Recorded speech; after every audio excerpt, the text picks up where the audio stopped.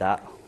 Allora, l'ultima parte della trasmissione volevo anche dedicarla ai progetti che ci sono in corso e così anche un polso della situazione del commercio, come sta andando, come Confesercenti e poi anche come assessore al commercio di un comune che ne ha tanti di negozi. Bene, allora partiamo dal commercio, che vive uno dei momenti, io credo, più difficili degli ultimi 20 anni, penso, perché prima non lo conoscevo. Alcuni dati sono interessanti, insomma, perché Padova, la provincia di Padova sta viaggiando con una media di 700-800 chiusure all'anno dal 2008. Continuano quindi. Sì, 4 Sì. negozi al giorno. 4 negozi al giorno, Questo semplicizza, che stanno è chiudendo. come il caffè, no? Cioè, ti dà il senso di... C'è una tragedia sta Sì, qua. esatto. Attualmente anche le aperture non coprono, quindi abbiamo anche dei saldi negativi, ma soprattutto il grande dramma delle aperture è che sono aperture che hanno nel 60% dei casi hanno una vita che non supera i 3 anni. Quindi significa che sono, diciamo, proprio imprese che sono più che un costo che Qua mi inserisco su intervento economico. su una richiesta che è stata fatta da più telespettatori, quindi colgo l'opportunità, quello che lei ha detto. Voi siete in grado di dare un consiglio se a un imprenditore che vuole aprire un'attività con le modalità magari della Saccisica, se è caso di farlo oppure no e non Guardi, finire? tra i tanti progetti che noi abbiamo, ne abbiamo in questo momento uno in cui stiamo accompagnando l'impresa 70 giovani, 70 ragazzi, in parte alla prima occupazione, in parte anche disoccupati che si stanno riconvertendo nella loro attività. E il lavoro è proprio questo. Iniziamo con uno screening con loro per capire se hanno le caratteristiche, se hanno un progetto che è un progetto funzionale. È un'attività che dura 100 ore di avvio, è molto pesante anche per noi, ma alla fine vediamo che dopo le prime 10 ore di colloqui i nostri esperti sono in grado di dire alla persona che hanno davanti: guarda, il tuo progetto è buono, no, il tuo progetto non è buono, cambiamo idea, modifichiamo progetto, cerchiamo un'altra soluzione. E credo che questo sia una delle cose che possiamo e dobbiamo insieme fare, perché mettersi sul mercato senza queste Quindi potete farlo? Sì, c'è il rischio anche di buttare via qualche soldo, magari spesso abbiamo visto che qualcuno che chiude la fabbrica, chiude l'azienda in cui lavorava, prende un po' di soldi di cassa di liquidazione, di TFR e li reinveste in aziende che non hanno aziende nuove durano solo 3 anni, forse finiti gli incentivi non si ha più motivi di tenere aperto con tutte ste tasse. Tutte le aziende, attenzione, gli incentivi ce li hanno per i primi 2 o 3 mesi o forse 3 anni nel caso delle nuove assunzioni, ma tutte quante le aziende partono con queste.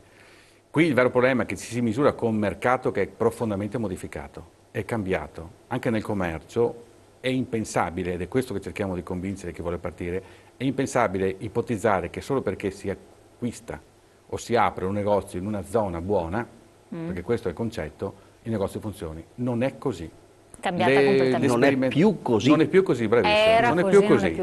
Guardate, basta andare nei punti nevralgici delle principali città e voi trovate, anche adesso con i saldi, a destra un negozio stracolmo, a sinistra un negozio vuoto. Eppure la capacità di attrazione...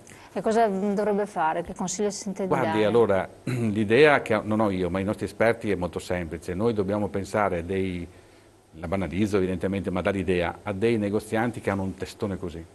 Nel senso che sono più propensi a pensare, a ragionare, a discutere, a capire cosa cambia il mercato, a informatizzarsi, ad avere nuovi strumenti. Il negozio sarà sempre più vuoto di merci e più ricco di servizi.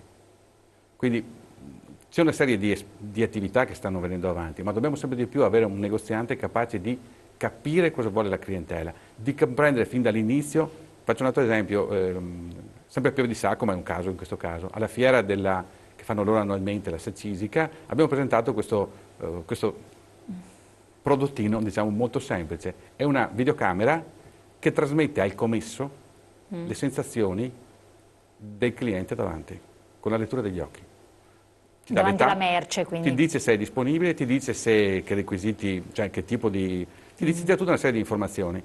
Questo per aiutare il commesso che non conosce quel cliente ad essere più attento. Se invece il cliente è già conosciuto, la macchina lo riconosce, il sistema lo riconosce e ti dà tutto quanto. Pensate a questi sistemi utilizzati, implementati all'interno di centri storici, no? Con questo tipo di ausilio.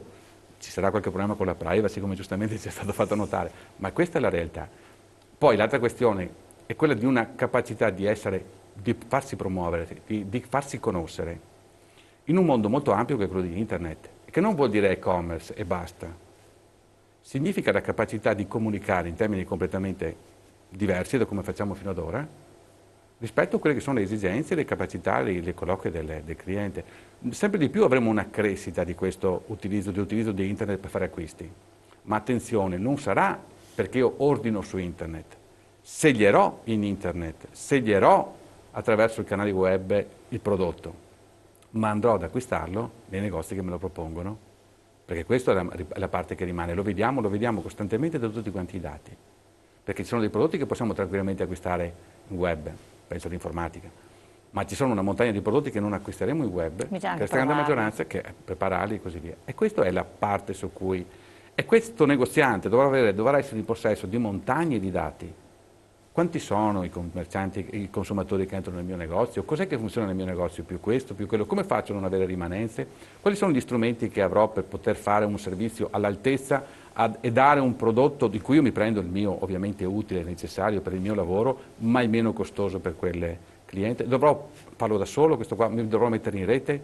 È quello che stiamo facendo, è quello che stiamo sperimentando. Quindi tra l'altro, un altro dei progetti che abbiamo, tra questi con il Comune di Piave di Sacco e quello dei distretti del commercio, che sono io credo finalmente la Regione ha riconosciuto quello che noi stiamo chiedendo da alcuni anni, e cioè il fatto che all'interno dei centri storici, dei centri urbani più grandi, ci sia un manager del commercio, un manager dei centri Sarete urbani. parte di questa iniziativa con un manager? No, Sono ma titolari guardi, loro, Noi quindi. abbiamo presentato questo progetto, credo che l'amministrazione comunale sia stata una partner importante per la presentazione del progetto, nel senso che siamo stati coprotagonisti assieme a Confesercenti. E cosa comporterà sostanzialmente? Abbiamo pochi minuti. Il progetto, innanzitutto abbiamo ottenuto un finanziamento di 380.000 euro, che è una montagna, visto i finanziamenti che sono, ma per fare iniziative,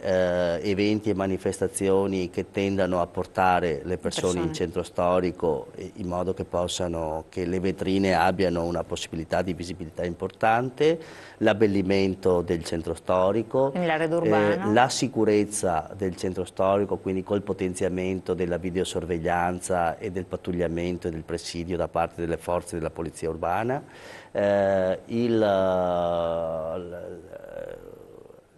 alcuni bandi e progetti dove andremo a cofinanziare l'abbellimento delle vetrine.